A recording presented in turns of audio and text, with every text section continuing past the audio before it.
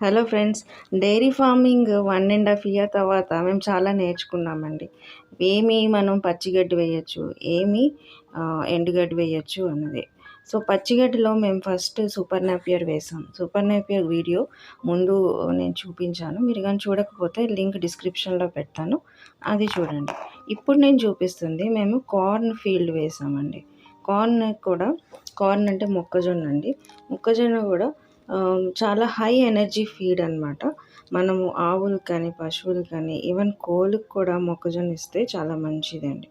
ఎందుకంటే ఇందులో protein content, carbohydrate, తర్వాత స్టార్చ్ కంటెంట్ చాలా ఎక్కువ ఉంటుంది. మీకు పాలు దిగుబడి ఎక్కువ రావాలి అంటే తప్పనిసరిగా కార్న్ వేయాలి. సో, ఈ వీడియో నేను చూపిస్తుంది మేము ఎలాగా వేసాము అని దాని మీద వివరంగా నేను చూపిస్తున్నాను. సో, మేము వేసిన క్రాప్ నేను చూపిస్తున్నాను ఇక్కడ. ఇది సుమారు ఒక 45 డేస్ తర్వాత ఉన్న క్రాప్ ఇది. సో, మంచిగానే వచ్చింది. కాకపోతే ఈ క్రాప్ ఇన్ఫెస్టేషన్ ఎక్కువ రావడం వలన అక్కడక్కడ ఉంది. తర్వాత మేము వేసింది జనవరి ఎండింగ్ లేకపోతే ఫెబ్ ఫస్ట్ వీక్‌లో వేసాము.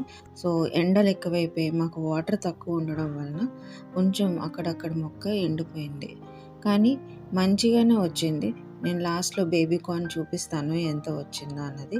సో, ఇది మనం ఎందుకు ఎంచుకున్నాము అంటే ఒట్టి సూపర్ నేపియర్ వేస్తే సూపర్ నేపియర్‌లో ఉన్న పోషక విలువలు ఎలాగైనా ఉంటాయి. కానీ మొక్కజొన్న కూడా ఇస్తే మొక్కజొన్నలో ఉన్న స్టార్చ్ కంటెంట్ వలన మిల్క్ కంటెంట్ మనకి పెరుగుతుంది.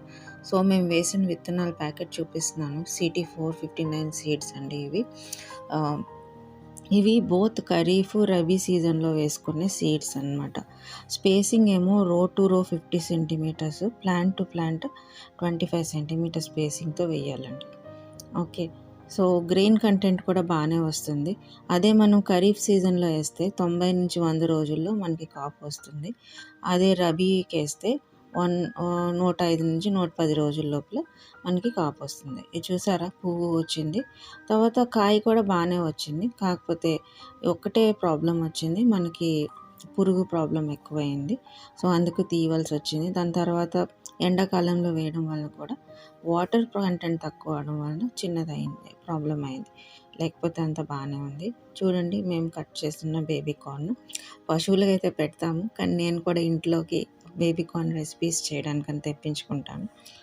సో, చూడండి, ఫ్రెష్‌గా మనకి ఆర్గానిక్‌గా మేము ఎక్కువ మందులు కొట్టమండి. ఏ పెస్ట్ అయినా పెస్ట్ వచ్చింది అంటే ఇంక తీసేసి యానిమల్స్‌కి వేసేస్తాం, డైరీ ఫామ్‌లో వాడేస్తాం.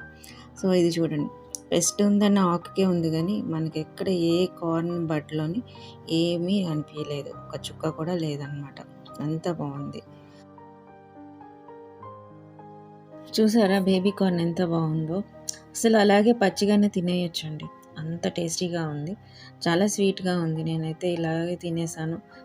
కొన్ని అయితే ఏదో రెసిపీ చేద్దాము, బేబీ కార్న్ ఫింగర్స్ చేద్దామని ఉంచాను. సో, నెక్స్ట్ నా upcoming video on baby corn తప్పకుండా వీక్షించండి. సో, తర్వాత ఎవరైతే ఈ నా ఛానల్కి ఇంకా సబ్స్క్రైబ్ చేసుకోకపోతే ప్లీజ్ సబ్స్క్రైబ్ చేసుకోండి. ఇంకా లైక్ చేయండి, మీ ఫ్రెండ్స్కి, ఫ్యామిలీ మెంబర్స్కి షేర్ చేయండి.